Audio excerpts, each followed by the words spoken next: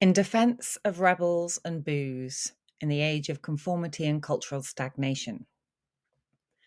If you think culture has become a bit samey of late, you're not wrong.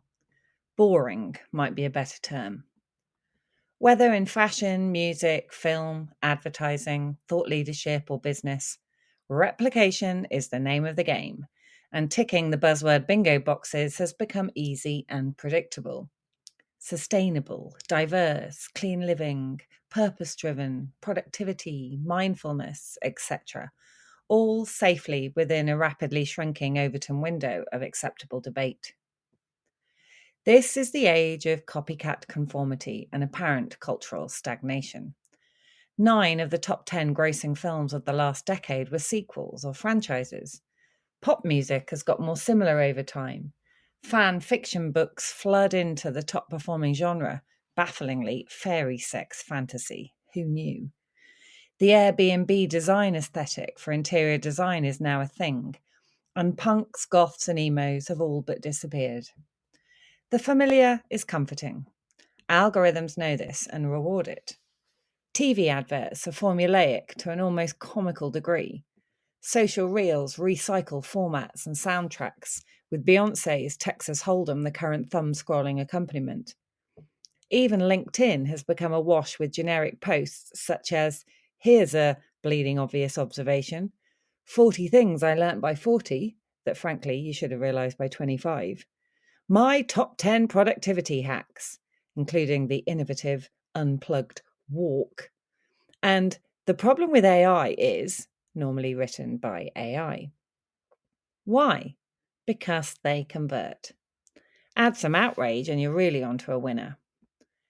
Check out the free Everything is a Remix documentary for more, and you'll see that it's not necessarily all bad, as much of our remixing culture is all about combining new with the old and familiar to help us understand the world better, plus achieve cut-through for the new.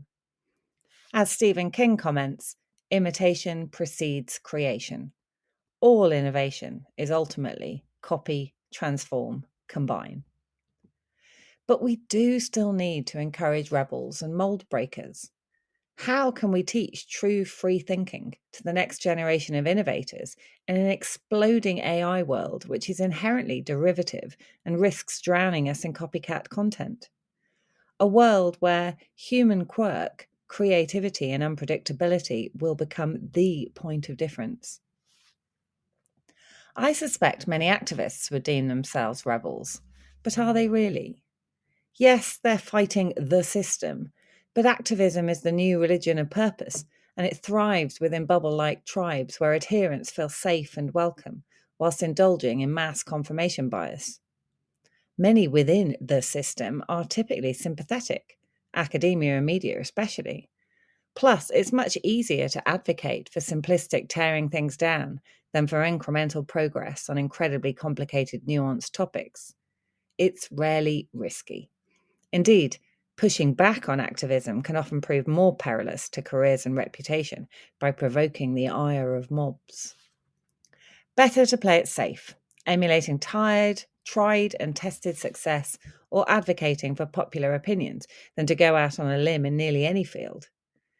The recent online documentary, Climate, the Movie, utterly blew my mind on this point, honing in on the science and experiences of non grata, yet incredibly eminent Nobel Award-winning skeptics and so-called deniers.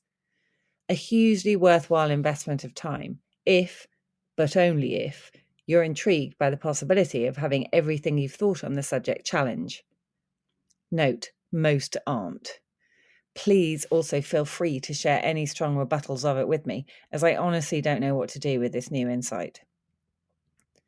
So where can we go for genuine inspiration now? Inside ourselves seems to be one answer.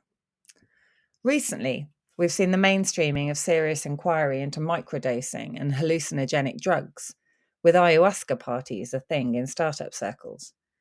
The rise of breath workshops that flood the brain with an excess of oxygen and revelation, ice baths to shock the system, the boom of adrenaline-inducing activities, and a resurgence of interest in spirituality in all its forms: yoga, nature worship, plus a renewed growth of interest in religion after many years of decline.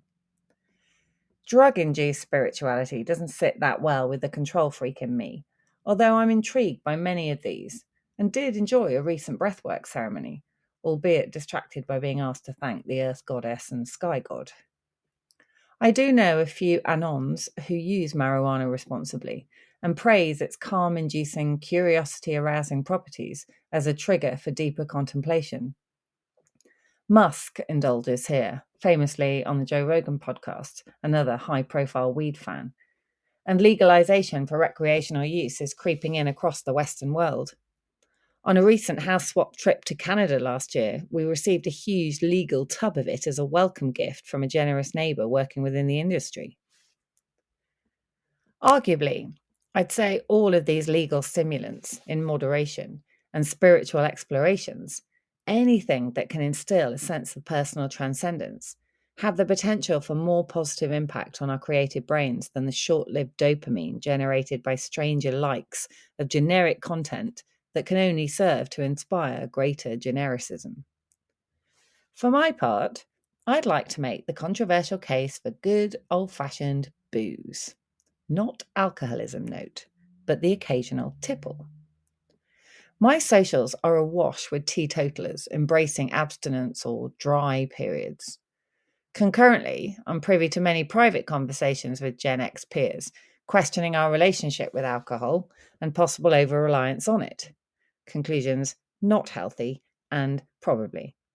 But I can't be the only one that's starting to find born-again sobriety preaching just a bit tedious and self-satisfied. Sorry.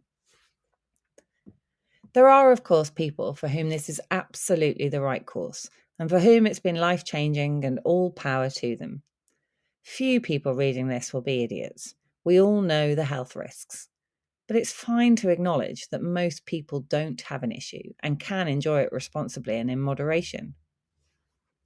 If I look back at some of my happiest memories, most, have involved alcohol. It's why I first got together with my husband, my drunken green-eyed monster reacting instinctively to someone else's intentions on him.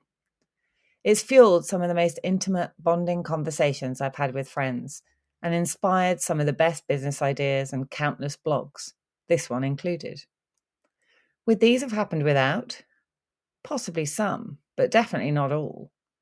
I suspect came up with it in the pub is the most common origin story for startups.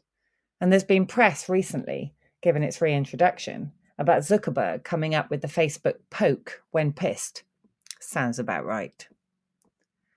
There is a sweet spot of enough that lubricates my thought processes, opens my mind to new possibilities, and allows me to indulge in deeper emotions than my sober brain seems to resist.